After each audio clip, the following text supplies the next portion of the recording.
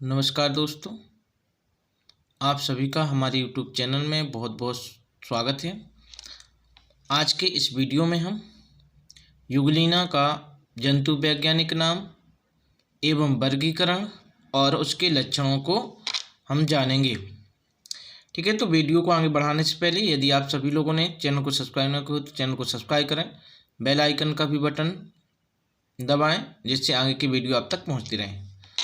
ठीक है, तो चलें देखते हैं इसका जो वैज्ञानिक नाम या जंतु वैज्ञानिक नाम है क्या है। तो ये रहा युगलीना का जंतु वैज्ञानिक नाम। तो क्या है? युगलीना और ब्रिडिस। क्या है? ब्रिडिस एक इसका नाम है। युगलीना का जो है वैज्ञानिक या जंतु वैज्ञानिक नाम है तो युगलीना ब्रिडिस ए है। तो यहाँ इंग्लिश में है युगलीना और विरिडिस, ये हो जाता है इसका वैज्ञानिक नाम। चलें आगे देखते हैं इसका वर्गीकरण। तो क्या है वर्गीकरण, इसको जानते हैं। तो ये है युगलीना का वर्गीकरण। तो इसमें क्या है, पहला है जगत या किंगडम। तो क्या होता, प्रोटिस्टा जगत के अंतर्गत युगलीना को रखा गया। तो किस जगत के अंतर्गत आता है? प्रोटिस्टा जगत के अंतर्गत आता है युगलीना। आगे देखते हैं तो ये संघ या फाइलम। तो संघ या फाइलम कौन सा है? प्रोटोजोआ। इसका जो संघ है या फाइलम है प्रोटोजोआ है। किसका? युगलीना का। आगे देखते हैं क्लास। तो युगलीना की क्लास क्या है या वर्ग क्या है तो क्या है? फाइटोमेस्टिगोफोरिया। ठीक है, तो फाइटोमेस्टिगोफोरिया एक इसका है युगलीना का जो है वो है क्लास है या वर्ग है। ठीक है, आगे देखते हैं गण या ऑर्डर। तो ऑर्डर क्या है? युगलिनोइडा। क्या है? युगलिनोइडा ये है युगलीना का जो वर्ग गण या ऑर्डर। आगे चलते हैं तो वंश। तो वंश क्या है? युगलीना या वंश को ही जीनस कहते हैं। तो युगलीना इसका क्या है? वंश हो जाता है। आगे देख लेते हैं तो इसकी जाति क्या है। तो ये रही जाति या स्पीसीज। तो ब्रिडिस इसकी जाति है। तो युगलीना का इस प्रकार से ये क्या हो जाता है? वर्गीकरण हो जाता है। अब वर्गीकरण के बाद देखें लक्षणों को जानते हैं। तो युगलीना के क्या लक्षण होते हैं। ठीक है, तो इतनी बात जान गए होंगे। क्या क्या जाना हमने? देखो ये है जो युगलीना ब्रिडिस ये है इसका जंतु वैज्ञानिक नाम। फिर इसका जगत प्रोटिस्टा, संघ प्रोटोजोआ और वर्ग फाइटोमेस्टिगोफोरिया। अगला ऑर्डर या गण युगलिनोइडा, वंश युगलीना और जाति ब्रिडिस। तो देखें यहाँ जो ये वंश और जाति है इसी से आपको देखो युगलीना ब्रिडिस ए है, इसी से क्या बना है?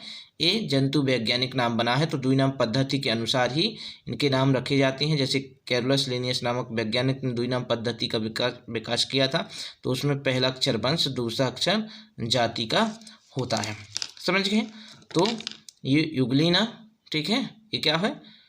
वंश और ब्रिडिस क्या है? जाति है। तो इस प्रकार से ये इसका वर्गीकरण हो जाता है। अब लक्षण और देख लेते हैं, इसके लक्षण क्या है। ये हैं युगलीना के लक्षण। तो क्या है लक्षण में? पहला है युगलीना हरा, मतलब दिखता है कैसा? हरा दिखता है। और तर्करूपी औसतन 0.13 मिली लंबा एक कोशिकीय जंतु है। तो देखें युगलीना जो है कैसा? हरा दिखता है, तर्करूपी होता है।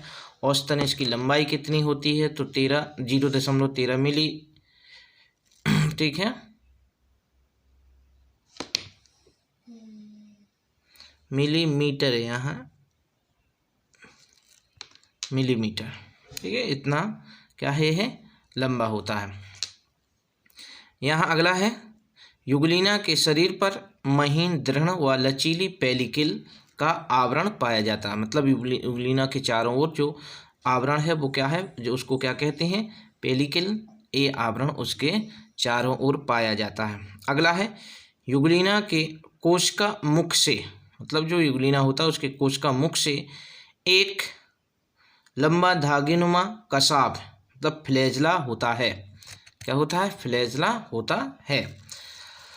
ठीक है, तो 3 हो गए। अगला लक्षण है युग्लिना के जो कसाब है उसी के द्वारा ये गमन करता है या जल में तैरता है। अगला लास्ट 5वां पॉइंट है, तो यह जंतु तथा पादप के बीच की कड़ी कहलाता है, क्योंकि यह जो है युग्लिना है वो जंतु तथा पादपों के बीच की कड़ी इसलिए कहलाता है क्योंकि जो जंतुओं की भांति ये भोजन भी ग्रहण करता है और पौधों के समान ये भोजन का निर्माण भी करता है, संश्लेषण भी कर लेता है।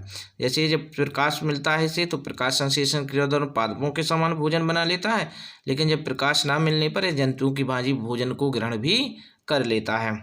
तो इस प्रकार से इसको पादप तथा जंतु के बीच की कड़ी कहते हैं। अगला है युग्लिना में संकुचनशील रिक्तिकाएँ कॉन्ट्रैक्टाइल वैक्यूल्स पाई जाती हैं, तो इसी के द्वारा क्या होता है, पराशर नियंत्रण होता है, ऑस्मो रेगुलेशन की क्रिया होती है। ऑस्मो रेगुलेशन की क्रिया संकुचनशील रिक्तिकाओं के द्वारा युग्लिना में संपन्न होती है। ऑस्मो रेगुलेशन होता क्या है, तो जो ऑस्मो रेगुलेशन है वो क्या होता है, तो इसमें जो जल अतिरिक्त जल अमीबा युग्लिना के अंदर प्रवेश करता है, तो ये संकुचनशील रिक्तिकाएं उस जल को भर करके बाद में पुनः शरीर से बाहर निकालने का कार्य करती है, जिसी को हम क्या कहते हैं, पराशर नियंत्रण कहते हैं।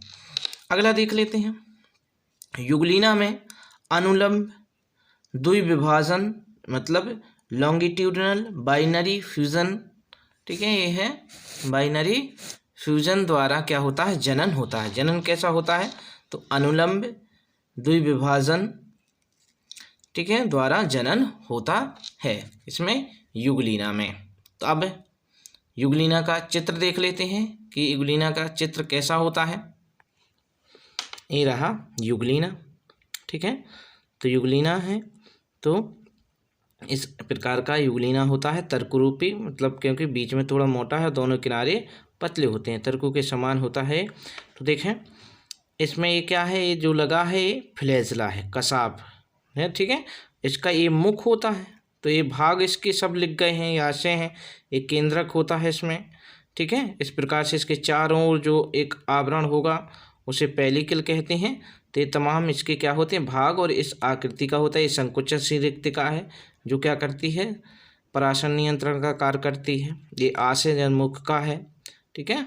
तो इस प्रकार से इसका क्या हो जाता है, चित्र हो जाता है युग्लिना का। समझ गए होंगे। तो हमने इस वीडियो में क्या क्या जाना, इस वीडियो में जो हमने जाना है वो है युग्लिना का जंतु वैज्ञानिक नाम। तो जंतु वैज्ञानिक नाम क्या होता है, तो देखें यहाँ लिखा है, यह है जंतु वैज्ञानिक नाम, इसके नीचे भी लिखा है युग्लिना और ब्रिडिश, समझ गए। तो युग्लिना ब्रिडिश ये क्या है, इसका जंतु वैज्ञानिक नाम है युग्लिना का, ठीक है। इसमें आपको ये भी पता होना चाहिए युग्लिना क्या है, वंश, और ब्रिडिश क्या है, ब्रिडिश जाति होती है, ठीक है। तो आज के वीडियो में इतना ही, नमस्कार।